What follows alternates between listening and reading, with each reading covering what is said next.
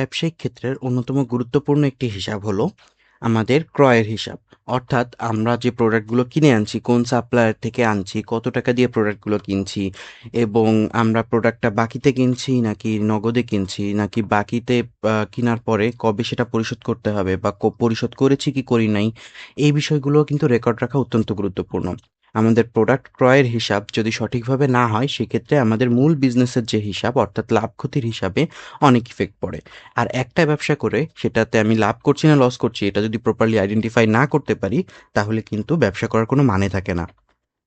তো এর জন্য আমাদেরকে ক্রয়ের হিসাবটা অবশ্যই সঠিকভাবে রেকর্ড করে রাখতে হবে।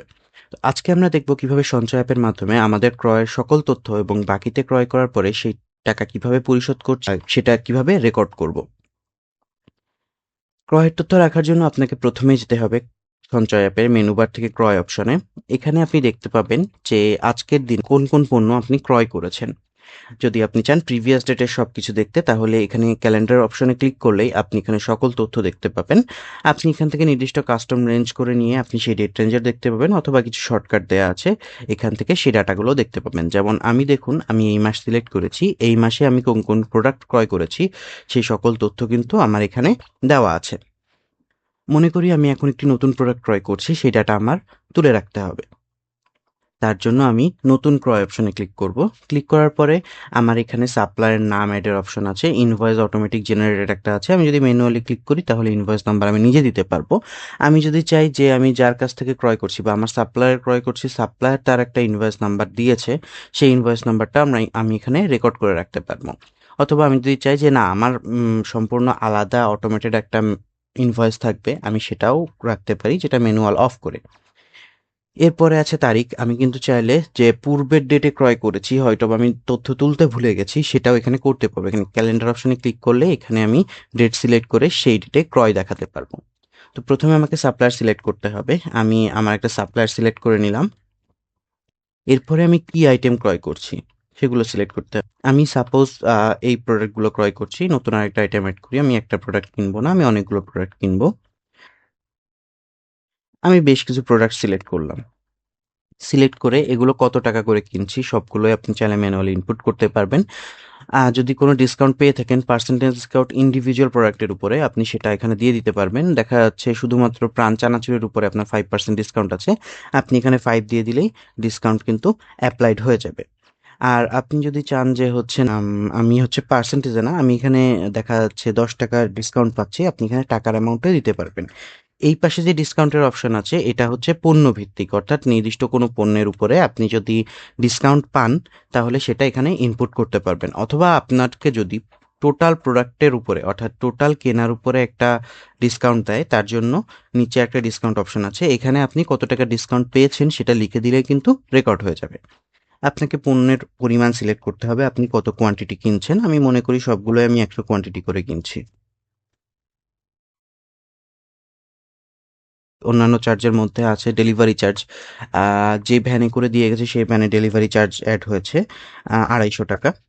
সেটা দিয়ে দিলাম। দেখুন আমার কিন্তু সর্বমোট কস্টের মধ্যে সেটা অ্যাড হয়ে গেছে।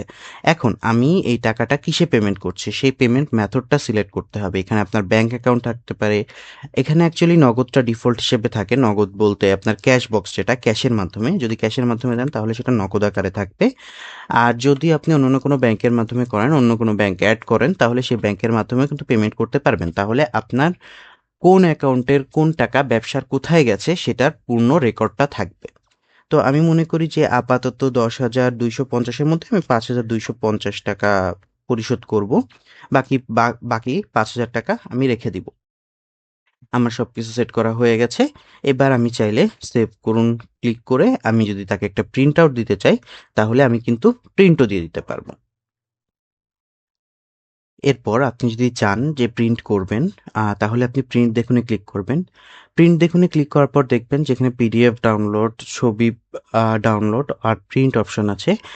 আপনি যদি প্রিন্ট করে দিতে চান তাহলে প্রিন্ট করেও দিতে পারেন, অথবা আপনি যদি চান যে আপনি ছবি ডাউনলোড করে বা পিডিএফ ডাউনলোড করে আপনি আপনার সাপ্লায়ারকে পাঠিয়ে দিবেন হোয়াটসঅ্যাপ, মেইল বা কোনো মাধ্যমে, সেটাও কিন্তু করতে পারবেন। এভাবে আপনি প্রিন্ট করেও আপনার কেনার সব তথ্য আপনার সাপ্লায়ারকে দিয়ে দিতে পারবেন, অথবা আপনি রেকর্ড রাখার জন্য প্রিন্ট করেও আপনার ড্রয়ারে রেখে দিতে পারেন, যাতে আপনার কাছে একটা প্রপার ডকুমেন্ট থাকে। এখন আমরা দেখি যে কিভাবে আমরা এই যে মাত্র পণ্য ক্রয় করলাম, এটা বাকিতে ক্রয় করেছি, এটা কিভাবে আমরা বাকি পরিশোধ করব। বাকি পরিশোধ করার জন্য আপনাকে পেমেন্ট অপশনে যেতে হবে। ক্রয়ের নিচেই পেমেন্ট অপশনটি দেখতে পাবেন।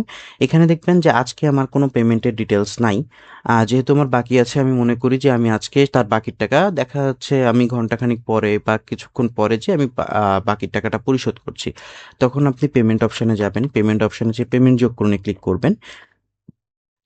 এখানে আপনাকে সাপ্লায়ার নির্বাচন করতে হবে। আমি সাপ্লায়ার নির্বাচন করে দিলাম, যে এই যে সাপ্লায়ার পাশে আমাকে ডিটেলস দেখিয়ে দিবে যে আমার সাপ্লায়ার কাছে কত টাকা বাকি আছে। আমি সেটা সিলেক্ট করে নিলাম। টাকার পরিমাণ আমি এখন ৫,০০০ টাকা বাকি ছিল, আমি ৫,০০০ টাকা পুরোটাই পরিশোধ করব। আমি কিসের মাধ্যমে পরিশোধ করছি? আমি মনে করি যে আমি বিবিএল অর্থাৎ ডাচ বাংলা ব্যাংকের মাধ্যমে পরিশোধ করছি। এবং বিবরণ এখানে যদি চান আপনি কোনো ডিটেলস লিখে দিতে পারেন, অথবা আপনি এখানে কিন্তু বিভিন্ন ফাইলও অ্যাড করে রাখতে পারেন। লাইক আপনি যদি কোনো ব্যাংক অ্যাকাউন্টের মাধ্যমে দিয়ে থাকেন, তাহলে সেই ট্রানজাকশনের স্ক্রিনশট কিন্তু আপনি চাইলে সংযুক্ত হিসেবে অ্যাড করে রাখতে পারেন। দিয়ে আপনি যদি সেভ করুনে ক্লিক করেন, তাহলে আপনার এই রেকর্ড হয়ে যাবে এবং যে বাকিটা ছিল সেই বাকি অলরেডি পরিশোধ হয়ে যাবে। এভাবে আপনি আপনার ক্রয়ের সকল তথ্য সুন্দরভাবে রেকর্ড করে রাখতে পারবেন, যেখানে আপনার রেকর্ড হারানোর বা আপনার তথ্য ভুল হওয়ার, হিসাব ভুল হওয়ার কোনো সম্ভাবনাই থাকবে না।